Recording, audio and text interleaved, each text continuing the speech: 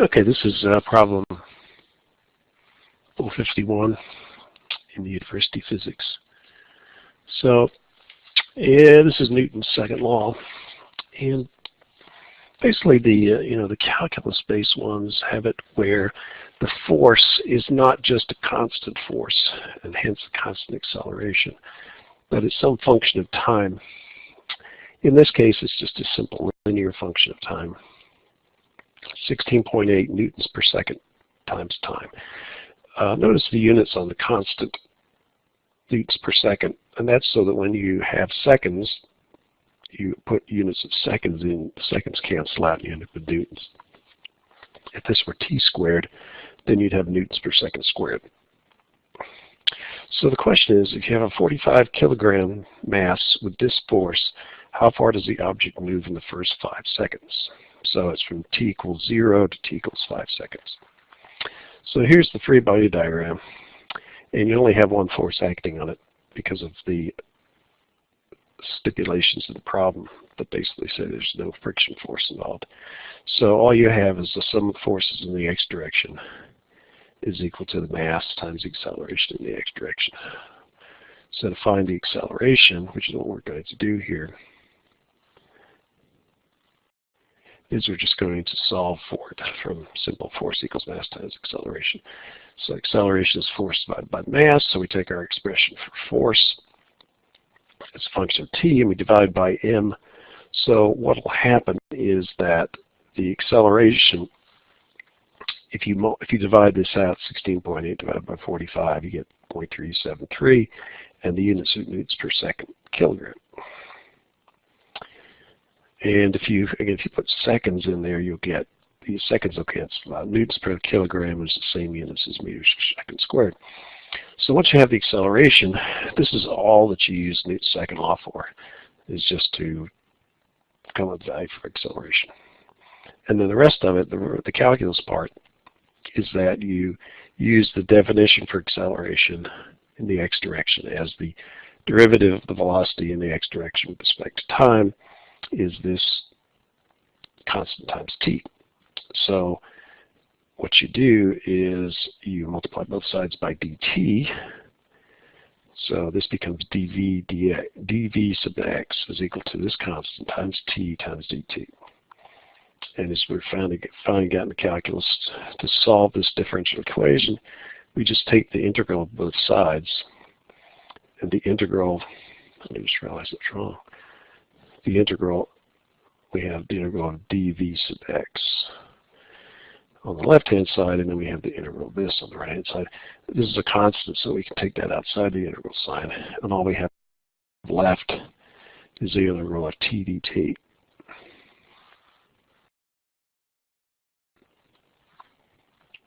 Sorry, just trying to put that little screen up so you guys don't get too far ahead.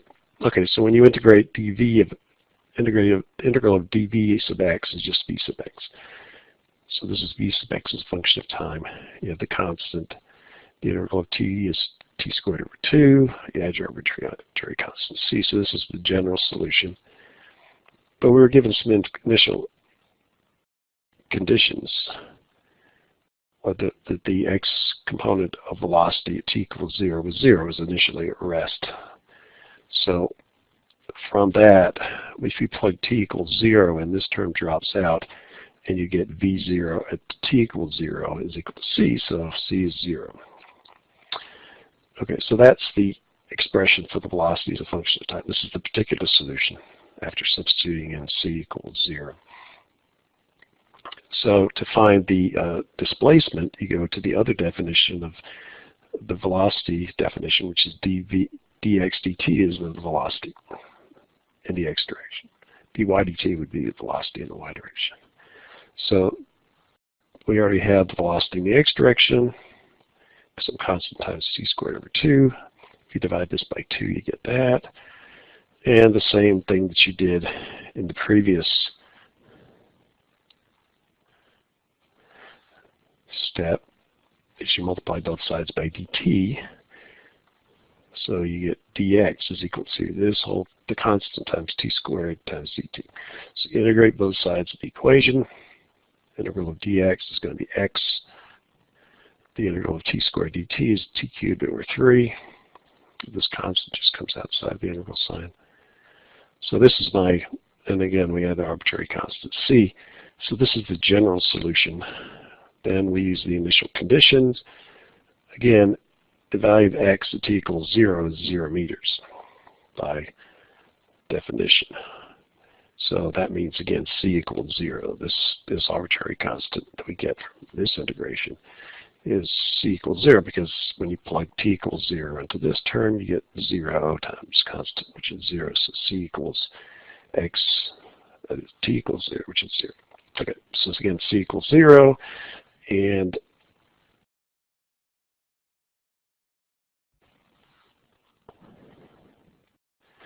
so our particular solution with this initial condition here is 0.187 divided by 3, which is 0.0622. The units are newtons per kilogram second. And just to show you that, well, actually, we're going to look at the units here, I think, in a second. But when t equals 5, that's what we're trying to find out, is what is the displacement after 5 seconds. So all you have to do is stick 5 seconds into the equation. So 0.0622 times 5 cubed is 7.78 meters. So that is the displacement after 5 seconds. This is the units. So if we take newtons per kilogram second, we multiply it by seconds cubed. What we need is to get meters out of it. So it doesn't look initially like it's meters, but if we convert a newton into a kilogram meter per second squared, so this newton becomes this, and the denominator is kilograms seconds. I make this a fraction, so I can take the reciprocal of that. Got the s cubed. So we'll take the reciprocal of that, multiply it out. So I get 1 kilogram meter per second squared. Take the reciprocal of that, so you get 1 over kilogram seconds. Seconds cubed. So kilograms cancel out. Seconds cubed. So the seconds cancel out. All that's left is meters, which is what we should have had.